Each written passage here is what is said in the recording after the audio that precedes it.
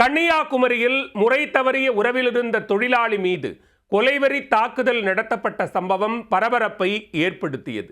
வீடு புகுந்து பெண்ணின் கணவன் வெறி செயலில் ஈடுபட்டதன் பின்னணி என்ன?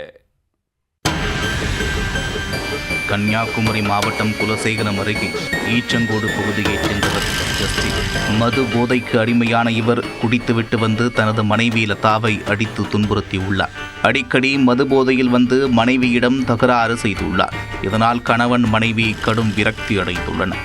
இதனிடையே கடந்த 3 ஆண்டுகளுக்கு முன்பு அருமனை பகுதியைச் சேர்ந்த அஜி என்பவர் ஜஸ்டின் வீட்டிற்கு அருகே ரப்பர் வேலைக்கு வந்துள்ளார்.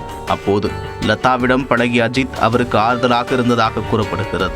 இதனையடுத்து லதா தனது கணவரை விட்டு பிரிய முடிவு செய்துள்ளார். பின்னர் காரோடு பகுதியில் தனது மகனை அழைத்து கொண்டு அஜித்துடன் தங்கியுள்ளார். ஒரு கட்டத்தில் லதாவின் செயல்பாடு பிடிக்காமல் அவரின் மகன் அங்கிருந்து சென்று விட்டார்.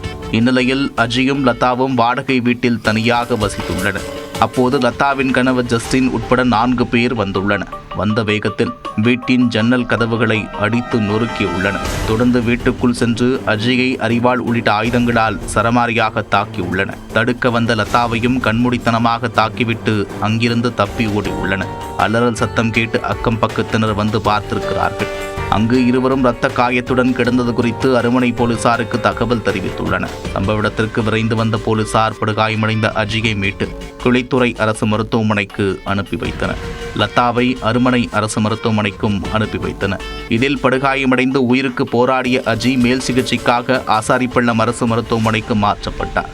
இது தொடர்பாக அருமனை போலீசார் வழக்கு பதிவு செய்து விசாரணை மேற்கொண்டனர். இதனையடுத்து கொலைவெறி தாக்குதல் நடத்திய ஜஸ்டின் உட்பட 4 பேரை பிடிக்க தேடுதல் வேட்டையில் இறங்கினர்.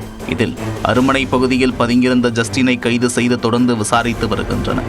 முறை தவறிய உறவில் இருந்த பெண் தனது ரகசிய காதலனுடன் வாடகை வீட்டில் தங்கியிருந்த போது அவரது கணவர் தனது கூட்டாளிகளுடன் சென்று கொலைவெறி தாக்குதல் நடத்திய சம்பவம் அருமனை பகுதியில் பரபரப்பை ஏற்படுத்தியது.